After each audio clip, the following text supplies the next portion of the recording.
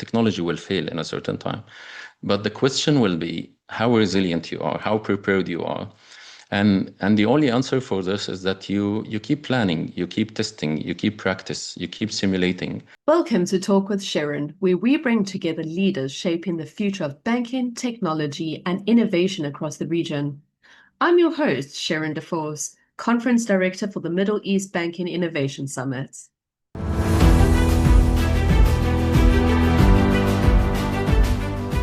Today I'm joined by Shaarawy Mohamed. He is the CTO of FABMISR. Shah, thank you so much for joining me. Thank you for coming on board and for coming to share your story with me. I am so happy to have you. It's my pleasure being with you today, and thanks for giving me the chance to be with you today. Absolutely. Shah, we met last year at MIBIS 2025. We got you on board to be a part of the first panel of the first day. And it was so great to have you on board. And we briefly spoke about your journey being a CTO and the incredible journey that you took. Merging two banks together, I think that you had recently become a CTO. So this is what I want to chat about today. Can you go through a little bit more your role in the bank, and let's chat about this massive undertaking that you went on. Um, uh, yeah, you name it. So I'm the Chief Technology Officer in First Abu Dhabi Bank in Egypt. We are a subsidiary from FAB called FABMISR.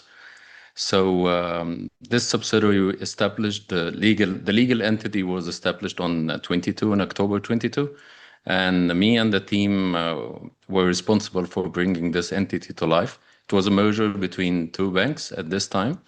In my current role, I'm responsible for the technology and the data part related to the bank infrastructure in Egypt. So part of my job is keeping the bank running the bank, the operation, the infrastructure, the cyber security operation. And at the same time, we are working on the transformation and the digital transformation and the data initiatives as well. I started my current role in early 22 as the Chief Technology Officer. And my first assignment was to run both banks and merge them together into the new entity, FABMISR Bank. Wow.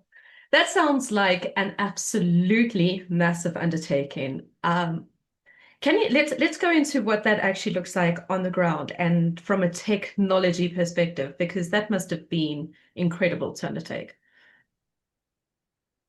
Yeah, it's an incredible experience once you finish this. But during the Yeah. exercise and at the beginning, it's lots of responsibility, frustration, uncertainty. It's really one of the toughest challenges that the technology leader may face Hmm. in his career. And I was so lucky. I was so lucky to be appointed at this time. Yeah. Despite the challenges, I learned a lot in a very small time. I was able to learn a lot. I was very lucky to be supported by the management at this time. I was very Okay. lucky by the team who worked with me, our partners, our vendors, and everyone was helping us to bring this to life. When you work in such programs, it's not about like a normal project that you can simply track the timeline. Everything is planned, and you're certain about the outcome and the deliverables, and everyone knows those. No, Mm. there's a lot of uncertainty. A big number of people. I remember when we were working, the people who were working only on the technology matters was around 250 people. This is IT teams from both Wow. banks and consultants, vendors, partners, test vendors. So it was a huge task. So the challenge is not about the technology. When you work on such programs, it's no longer a technology program only, but you also work uh, people Yeah. shape or people is a big pillar of this transformation and this merger processes and the Mm. governance. So it's like a tornado of events happening at the same time, Yeah. and you have to reach your destination safely. You have the chip and you have the goal and destination, and you need to reach there safely and on time. So Yeah. definitely, it was one of the lifetime experience that was very useful for me and very inspiring as well. it sounds like it. And when you were going up into the towards the transition, when you were first approached the transition, what was the biggest concern in your mind? Yeah, the first thing came to my mind, me and all the leaders in the organization at this time, that we must do it, we must succeed. We Yeah, are representing one of the largest, actually the largest bank on the region, and we need to protect the name of the entity that yeah, we have. And we are building also a new entity that will come to the market for the first time under this name. So it's very important for us to bring this entity to the organization in a to land it in a very solid and strong and mm, remarkable way. mm, So the biggest concern actually was the customer day one. We call it the customer day one. What will happen on the day one? When the customer from, yeah. because we closed in one weekend, in one Thursday as two banks, and on Sunday we opened as a new bank, a new one Wow. bank. So the cutover was during a weekend, and what was very important here, that when we opened the bank and the 6 a.m. or the cutover time that we planned to, we need to make sure that customer has access to their mobile banking, their card are working, our Yeah, branches are working. We give the confidence to the regulator that we did the job. We give the confidence to our shareholders that we did a good job. We give the mm, confidence to our employees that we will make their day smooth. So our biggest concern, how to make this customer day one a successful and a remarkable day. And thanks God we did it, and it was yeah. really remarkable. Thanks to the team. Yeah. Yeah, that's incredible. Because it must be an incredibly complex thing to merge two banking environments. You've got totally different systems, you've got different policies, regulations, and obviously customers. And customers who are used to their own bank's processes. So how complex was that process? Very complex, more than you think. And no matter how smart you are, how many people you have, how many plans you did, how many hours and days you spend the planning, it will always be complex. Mm, So to just mention about the data centers, you have two banks with two data centers, so you yeah, need to bring this new entity out of the bank. So you need to consider the capacity for the new entity. The second part is related to the data migration and the data integrity. You need to make sure that when you, for example, if you have a bank account in this bank and you open another bank account on the yeah, other bank, so your total balance have to be the sum of the two banks without losing the access to your mobile banking, and your yeah, card will be connected to your book balance. You need to communicate to the customer what will happen on the customer day one. Your branches will switch off one core banking system and they will operate in another core banking system. How the email will be accessed, how the regulatory reports will be produced. So it's really so complex. Cybersecurity as well is one yeah, of the exercises, because when you do this big transformation, there's a lot of changes happening. So many people working at the same time, mistakes can happen. But mistakes at this time will be very costly when it comes to the data breaches or security breaches. So there's in such activity, there is no gray area. So either you succeed and you made it, or you fail miserably and you cause damages, financial losses, or operational or reputational loss. So definitely it's very tough doing this. But I would say that we were working like so hard on the planning phase. We did really good planning. And as I told you, we were lucky that our biggest asset on this was our people, our partners, the management, the support we are getting from everyone, yeah. and bringing everyone together, and the teamwork and the trust and the communication. This was our arsenal of weapons, which equipped us to face this challenge and made it. Yeah. Yeah, I'm going to get onto the people in a second, but I do want to ask, and you touched on the cybersecurity side now. Obviously, the merging of the two banks would have made you guys incredibly vulnerable and, the data vulnerable and, data breaches could have been one of your biggest concerns. Was that one of your biggest technical risks? when it came to this transformation, or what else would be the a big technical risk for you? I would say that the on top of my mind, the technical risk that would be operational risks related to the downtime. So, Okay. for example, you can go live, and suddenly you find out that one of the system is not working well Yeah. because of a missing step or missing dependencies or anything. Hmm. So, downtime was the biggest risk. Disruption to the channels and payments and the core banking services is the second risk, Yeah. because some of the functions can run, but not in the proper capacity, not in the reliable or the expected speed from the customer. Huh? Some of the features might not be working correctly, so this is one of the risks. Data integrity is a huge Yeah. risk. It's a Yeah. huge risk Yeah. because, for example, imagine in such exercise, if you open your bank account after this merger and you find someone else's book balance, huh? If mistakes like this happen, Mm. you lose the trust. Yeah. And we for example in Egypt, it's we are very heavy in using social media, for example, and the media is very tough at in such things. And we have a very respected regulatory regulator as well. So Mm. this is one of the risks. And rather than the cyber risk, what if there is an unauthorized access happen to Yeah. our online banking? Our firewalls is not Yeah. protecting the infrastructure as expected. Some of the systems went live with security breaches and by the way, this is very known for hackers Yeah. and whoever want to make frauds and hacking. This is a golden opportunity for them because they know that everyone will be tired, everyone will be busy going live. They focus on anything, so they are not keeping the monitoring. But Hmm. for us, this was non-negotiable standards. So we made sure that we will achieve all of this together. We will go live seamless with our customers to give the confidence and make it easy for them, for our employees to have a smooth operational day.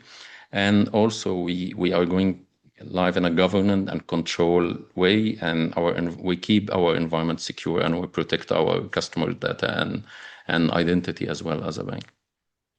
So interesting.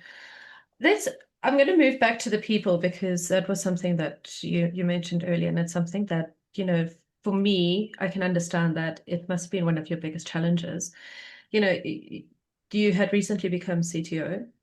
You had teams underneath you. You had two different teams that you were now merging. What was that like managing these two teams and the people? I mean, you're also dealing with the tech guys who, let's also be fair, tech guys do think differently from the rest of the organization. So that must have also been a big challenge for you. Now, this is so true, but I really want to start by mention something that is really important for me. That Mm. when I was appointed as a chief technology officer, this was a courageous decision by my managers at this time. Yeah. I remember them taking the decision and choosing someone for the first time to lead the bank in such time. This was a big calculated risk for them. Yeah. But the key message for me that they trust me. And the moment I felt that they trust me, I started to feel comfortable Yeah. of leading the ship. So it was a domino effect. The Yeah. moment they trust me, I started to trust people. And one of the key message I learned very early in this program that no one can do this alone, no matter Yeah. how smart you are. You are the most incredible leader in the world. If you are the Hmm. most experienced and the incredible leader in the world, you cannot work alone. You need to trust people. Yeah. You need to help the people. So the key thing for me was that I need to trust the others. I need Hmm. to learn from the others. I need to complement the others. I need to support the others. So this was one, and during the cycle, adaptive leadership was a must for me. Hmm. So at the beginning, because you have two different teams and vendors and partners, and I'm stepping into the role, so it was very important for me to act as a servant leader. So this IT team knows how to run those systems. Those partners know what they are doing. Those team on Hmm. the data know how to migrate the data, and I know Hmm. my background and my experience. So let me complete what is missing here. So I started with this servant leadership model where I supported each one, trying to see what is your problem, how can I help you, Yeah. and bridging the gap between the teams. One of the key things I remember, the early decisions I took when we started I'm a people believer. I believe so much in people and the Yeah. teamwork and the positivity and the ownership and accountability. So one of the key decisions I remember I took with the management at the very early of the program is to bring everyone together in one floor. Before this, the two IT team was working in two different places, two different premises. The vendors, some of them working offshore in India, some work in Dubai, some work in Abu Dhabi. So I was very clear. We need guys, we need to stop the emails, we need to stop the Yeah. online meetings. Let's come together in one floor, know each other and work together. We don't want to send so much emails. Let's work together on this. Mm. So at the beginning, the servant leadership was the model, and then when we moved to the tough times where you needed to take decisions and being accountable and face the challenges, I switched Mm. my leadership style to more decisive leadership role where I need to take decisions and I need to be Mm. responsible and accountable for anything that happened. Another leadership style was the motivational or the charismatic leader, where when you find the team down, when they have doubts, when they hear rumors or bad negative talks about their capabilities, for example, that this program might fail, they didn't do this test properly, the system is Yeah. not going to function well. You need to uplift the spirit of the people. So we were doing many things for fun. We arranged a lot of outings. We celebrated our small wins. We did a lot of speeches. We come together as people. So this was very interesting time for me. Yeah. Actually, the big success and the big experience you learn as a leader out of this is not the technical part, but how to deal with people and how you learn from these people. And the stories you see during this, I saw how many people are very dedicated, hardworking, and they need to be part Mm. of something big. Yeah. Absolutely. And I mean, you've touched on, taking people out and the motivational leadership. When the pressure gets a little bit too intense, which I'm sure it did, how did you keep the teams motivated? Is it just that motivational leadership style? Um, what else would you do to keep them? Yeah, rather than more cups of coffees and extra meals, we made sure that we made sure that we give this confidence to everyone that it's Mm. okay to make mistakes. Yeah, It's okay to fail in the journey. We are I human. We are like going to that. make mistakes. But it's very important to learn from these mistakes and avoid Yeah, it in the future. yeah. Also, we started to talk about we as a team can face anything, not as an Mm. individual. We need to work as teams. But actually, we arranged as well. I would say we arranged a lot of activities really to Yeah. uplift the team and make. I tried so much, me and the management and everyone was responsible at this time to make this workplace. It's really it's a nice place. It's a Mm. joyful place. The workplace, we put posters, we put colors, we tried to. If you enter this floor at this time, you would feel the energy. There's a Yeah. lot of energy happening. Different people from different nationalities, everyone is talking to each other. They laugh, they work together. So this energy was really inspiring, and it was, I would say, this was the engine for the success happened, and it was very obvious for everyone. That's a beautiful thing. That's an incredible thing to create on the floor and with your people. Let's move on to balancing innovation with stabilizing everything in the two banks. So, at the same time as you are transforming and merging these two banks, you also need to think about innovation. You need to think about, scaling the business. So how did you balance those two together? I would say even in the normal day-to-day operation, this is one of the hardest tasks for a Yeah. technology leader Mm. to keep the bank running while transforming and innovating. And what is very unique about our industry, that stability is not negotiable, that banking is all about trust and operations in Yeah. the bank, and keeping the stability and the security in the bank is not something you can compromise, right? So Hmm. the same way, when we were building this new entity, when we were focusing on customer day one, we also plan for what we call the customer day two. What Yeah. will happen after the customer day one? Where we as an organization need to go? So but this was one of the smartest decision we made, that we need to make what is necessary for customer day one and not being distracted by what we need to do on customer day two. Mm. So whatever was necessary for the customer, for the bank and the regulator to operate on day one, this is our focus.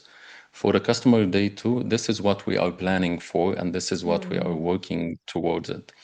Uh, but when we were doing this transformation as well, and the go-to model for us, we did it in a very controlled way, because we tried to embed like the controls and the governance and the security, everything from the design phase. So we planned as well. Planning was key on this, Yeah. and we started to plan gradually. So what we will do after the first 3 months, after the 6 months, after 1 year, after 2 and 3 years, to have a roadmap for this. And what was very important as well is communicating this to the team. I'm a strong, يعني I strongly believe on communicating the why to the team, not the Yeah. what and how. When Yeah. you tell the people why we are doing this, where we are going, and the benefits of doing this, they will believe. If they believe in you, 90% of your job is done. So while we were working on the transformation as well, it was very clear where we are heading, and so on. So short answer, when we were focusing on the transformation, it was like building blocks. So we build the foundation on customer day one, but Okay. this foundation, we will scale it, and we upscale on top of it, in order to go towards the transformation we are looking for. And here we are after 3 years of the merger, and we did a big part of the transformation as well, and we are getting ready for our next phase. Amazing. I mean, that's incredible. And I mean, resilience must have been a very key aspect of this entire transformation process. Do you want to talk me through that? Yeah, resiliency is yeah, one of the key pillars as well. Business continuity and business resiliency, especially on this time and this age we are living. We are living in a crazy world right now, right? So Yeah. you can be impacted. Yeah, you can be impacted by the smallest things related, for example, a failure in your data center, or Yeah. someone mistake in your team by doing a mistake, or the infrastructure you are operating, or the country you are operating, or the Mm. region, or globally by a war or anything. So, and the bad news that technology will fail at any time. Yeah. Technology will fail, even on the big techs like AWS, Facebook. Everyone, technology will fail in a certain time. But the question will be how resilient you are, how prepared you are. And the only answer for this is that you keep planning, you keep testing, you keep practice, you keep simulating. So in organizations like us, we keep doing simulation for the disasters that could happen. Whether it's a partial disaster, it's a cyber attack, is it like an outage in one of the infrastructure layers, is Mm. it a war, is it a crime? So the Yeah. more the more you plan and the more you practice, the more you are prepared for this. So even during this merger as well, once we finished the plan, we started to plan for the disasters. So what Yeah. could happen wrong? How we can roll back this activity? How can we make sure that we don't lose, for example, this data while we are doing this? How we keep our audit trails for this? Also now for in our transformation, the more we are resilient, the more you give your customer and the shareholder that this is a reliable bank. This is a brand that you need to invest your money in. This is a brand you need to keep your money in. Yeah. Because for customer, when they lose access, or they lose confidence on their bank, this is gone. You will, as a bank, it will take you 2 years to rebuild this reputation again. Yeah. So resiliency, I would say that this is as equal as keeping the transformation and operation running as well. Yeah. And I think most bankers at the moment who are watching this, especially in the Middle East, especially in the UAE. I think it's massive at the moment with what is going on with the conflict and with the war. And I think everybody's being concentrated very much on that and trying to learn lessons from each other, reaching out to each other and finding out how each. Exactly. And there's always a saying, I love to say that they always say that good and bad management look the same on short term. So when everything is calm, when the sea is calm, Yeah. that we all look like good swimmers, right? Yeah. But if there is a storm, if there is a rough sea, this is the Hmm. only time where your hard working will be like available on the surface for everyone. Yeah. So the more you as a technology leader you plan and you take care of this, not only as a technology leader, as an organization as well, because the Hmm. investment needed, the business continuity plans, not only the technical part, but also the people part, how the people will operate in a Yeah. crisis, how they will react quickly. Yeah. And actually, being in my organization as well, we are very very resilient when it comes to it's in our core. It's in our core and our policies and procedures how to be resilient and how to sustain in different disaster. And I think we did good in many occasions. Yeah. Yeah, absolutely. If you look back, what were some of the biggest lessons that you learned in this entire process? Oh, many lessons, but I would say I have some lessons as a leader for a technology leader, and Yeah. personal lessons as well. Uh, I will start by the lessons as a leader. Uh, that as a leader, you need to stay calm in tough time, and because your team in uncertainty, there will be a lot of uncertainties, a lot of Mm. problems, a lot of Mm. fear, and people will look at you at this time, and at this time, they when they look at you, they will know that in many cases you will not have a direct answer for the problems you are facing, but they Yeah. will be watching you. They need to see that you calm. They need to see that you are accountable. You need to see that they can put their trust on you. Yeah. And this was very important for me that we faced a lot of challenges, but we showed as a team this resiliency and this confidence so that we can get out of this. The second part was to the beauty of humans, that when you look at people not as employees or colleagues or managers or forget about the titles. Yeah. um, Give them the confidence when they feel down, make them feel okay when they make mistakes, and motivate them when it's needed, and give them the Hmm. credit when they did something good.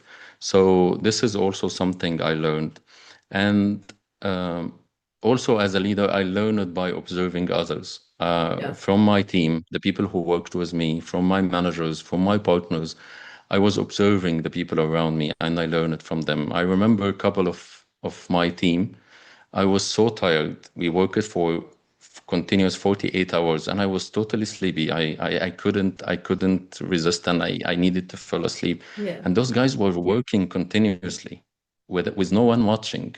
No one told them that you need to finish this and you need to do this. They were switching the roles and they were working for many hours. This was very inspiring. That's While other amazing. people, when they don't have a job to do, they try to help their employees. Some people were Yeah. making coffees to their employees, to their colleagues working with them. So this is a key lesson as a leader that around the people, and personally, I learned it to give it chances to people, because I was lucky that two managers two heads give me this a chance. Mm. And before this, I was struggling to have a leadership role, or to have the opportunity to. I wanted to do something big in all my career, and this my current position was like a dream for me. And they trust me and give me this. Yeah. I So love it. personally, I learned that it's not bad to invest in people. It's not bad to give the chances to someone who is doing this job for the first time. Yeah. So if another banking leader was to go through the same kind of merger that you did, and if they were about to undertake what you did, what advice would you give to them? Apart from Very don't. interesting question. Yeah, yeah, very interesting question, actually. Yeah, I would say that as a leader, you need to equip yourself with the proper people around you. So make sure that you have the right people on the table when it Hmm. comes to the planning, to the planning part. So make sure that you have, for example, if you have consultants, that they are the consultant who did this before and they have experience on this. Make sure that you have the right people in your organization, that not only the strongest on the technical part, but the people who really believe in what you're trying to do, who are passionate about what you're trying to do, who has the Yeah. ownership and dedication to make it happen. Hmm. Um, most One of the most important thing that to plan and plan and plan as much as you can. I would say that spend like 60-70% of your time planning, Wow. simulating what could happen, gather information, asking questions, interviewing everyone, be curious about anything because there's a lot of uncertainties in this. Hmm. And a lot of information is not written on documents or proposals or technical procedures. It's on the Hmm. people minds, and it's so, and the dependencies between the systems and the one of the information could be with a partner, with your team member, with someone from the business. So be curious and ask a lot of Hmm. questions and the plan. Try as if on like your first priority to make people trust you. Your team is non-negotiable. If you are going on, imagine yourself on a battlefield, and your team is on your back, make sure that your team is your first priority. Yeah. Uh, Make sure that you care about your team. They are not burned out. Their morale is good. Their confidence level is good, and your Yeah. team is very important. Focus so much on making the proper communication metrics and the governance around the program. Okay. Who will communicate with who, and by when, and using which method.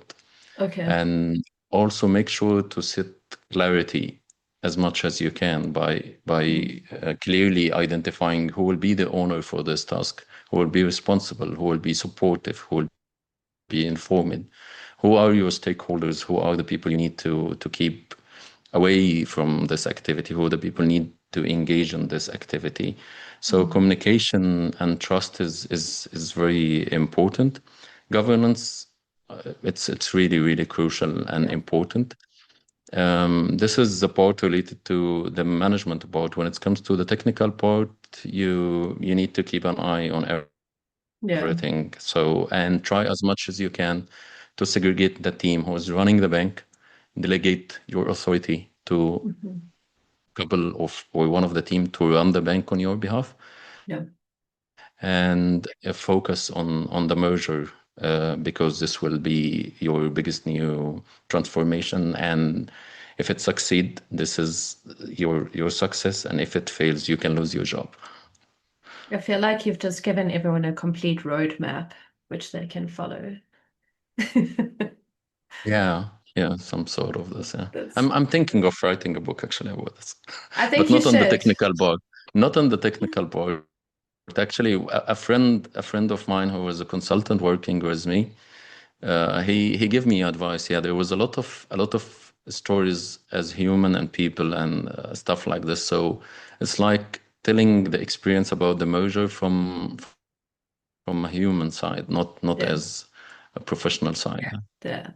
Which is what I think this entire thing has mostly been about is, dealing with the human side of things, which is great. Yes. Yeah, Yeah. exactly. Let's jump into the last little segment and we can chat about, where you see the future of banking at the moment. Let's take the human element out of it for a second. Let's let's chat about where you see the future and where you think banking infrastructure is evolving to. Um, um, well, in my opinion, in order to predict the future, you need to read the history.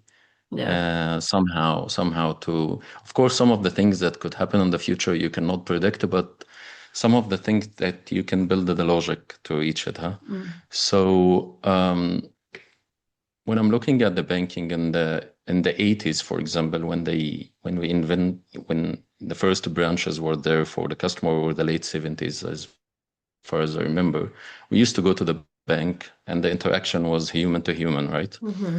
And then when the internet came and everyone was talking that we are heading toward the digital banks, the Mm. human part will not be there, and so on. So what happened at the end?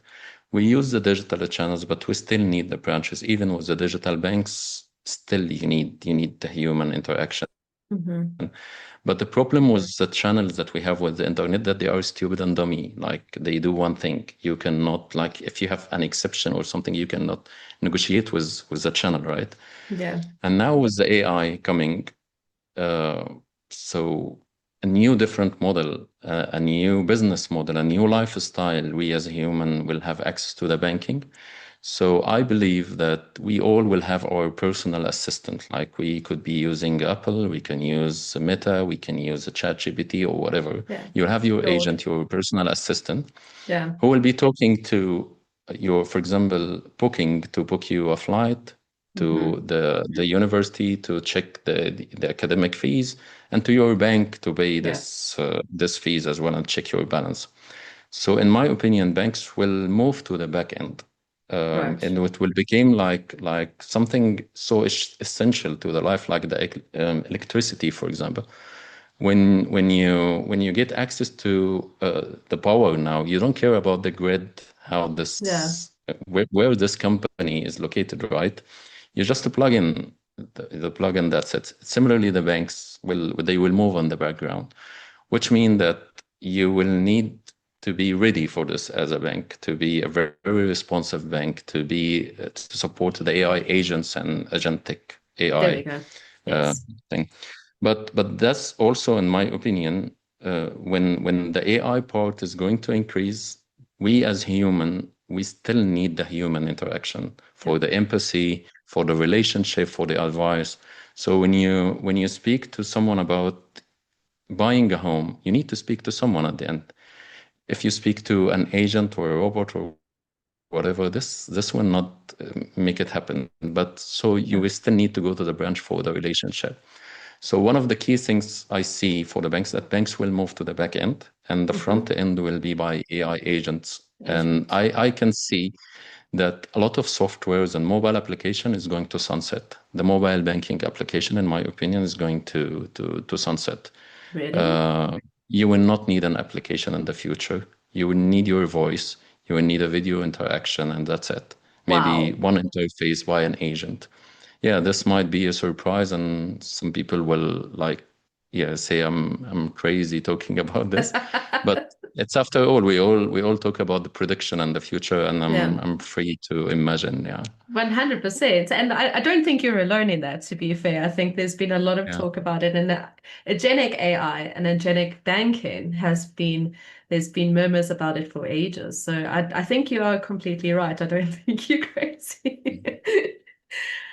Um, and what should banks then be preparing for for the future? I mean, this is what you've just said, but how should banks be preparing themselves for these changes?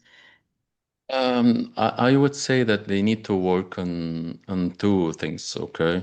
Two main things in this domain, I mean. Like you need to build a very, very solid and responsive infrastructure for the bank, where banks should not operate as financial institutions, but Okay. technology Yeah. institutions.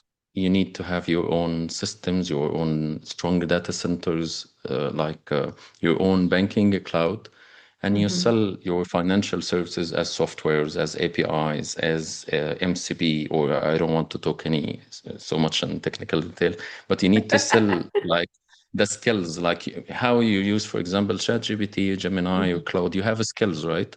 So Hmm. banks has to develop their own agents and their own skills as well. Like there is a wealth management skill, there is a payment skill, there's Yeah. a cash flow skill, a budgeting skill. So your agent or the bank agent can utilize this skill. So this will require a lot of investment on the infrastructure, Yeah. building the GPUs and the infrastructure required for this, building the models and the API layer. And of course, once you do this, you need to heavily invest on data, building the data models and the data APIs that will be consumed by this and securing all of this technology at the end. Yeah. So this is one part that the banks should focus on. And then try to shift the thinking of the branches as places for transactions and call them trust centers, so or Oh, advisory centers. So the customer should go to the branch for advice or to talk to someone who trusts to take his advice on something. Yeah. So I this is love what I think that. that this is the true ropes that the banks has to steer at the same time, to hold at the same time. And I don't see any bank in the future that will keep the traditional way of working Mm. and focusing only on the branches or focusing only on the digital part that will have a place on the future. Whoever will not recognize that he need to be a solid and responsive bank on the back end and integrate in an ecosystem and be Yeah. embedded in the customer lifestyle, in the future you will not have a seat. I mean, I love that. I love the idea of calling them trust centers. And I hope banks start taking that up. I think you should copyright that. We'll figure it out. Yeah. Thank you. The last question I want to ask you, which ties into Talk with Sherryn, is what does innovation in banking really mean to you today? For me personally, Yes. for me personally, I think call it whatever you want. Okay, if you call it digital innovation, digital transformation, AI powered bank, whatever. The innovation for me, uh, I would say that we as organization or any bank succeed to be innovative when each and every single customer feel that there is a personal one-to-one relationship between him and the bank, which mean that when we look at you as a customer, we don't look at you as a segment Yeah. or as a number or on our P&L or our balance sheet. We don't look to your balance, but we look at you as a human. We look at you in your lifestyle. What is your problem? What is your frustration? What is your plan? What is your hopes? How can we help you? How can we solve this problem for you? How we can Mm. make your life easier?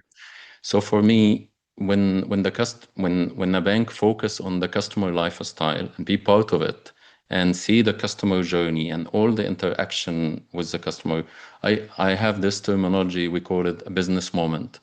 When the Hmm. customer has a life event, you call it a business moment. Okay. So you look at the customer lifetime Hmm. when, for example, when he is about to enter a university, this is a life Mm. moment for him. Yeah. But for you, it's a It's business a moment to business fund one. his education, right? When he's about to buy a new car, this is a life moment for him, but it's a business moment for you to fund Yeah. this car. So Yeah. when you merge these two together in a seamless way and a fast way, and with a human in the loop, then you are an innovative bank. This is in my opinion. Yeah. I love that. And I think that's one of the most unique answers we've had so far. So thank you very much. Yeah. Shah, thank you so much for joining me today. I really appreciate every minute. You have been so insightful, and I think that book needs to be written. I think a lot of people are going to get a lot out of that book. That was absolutely fantastic talking to you. So thank you so much for joining me, and I hope to see you at MEBIS this year. Thank you so much. I really enjoyed the conversation and the questions were really, really smart. And being in someone really professional like you, it was really, really a joyful experience. Thank you so much. Thanks, Shah. Have a lovely day and speak You to you too. soon. Thank you.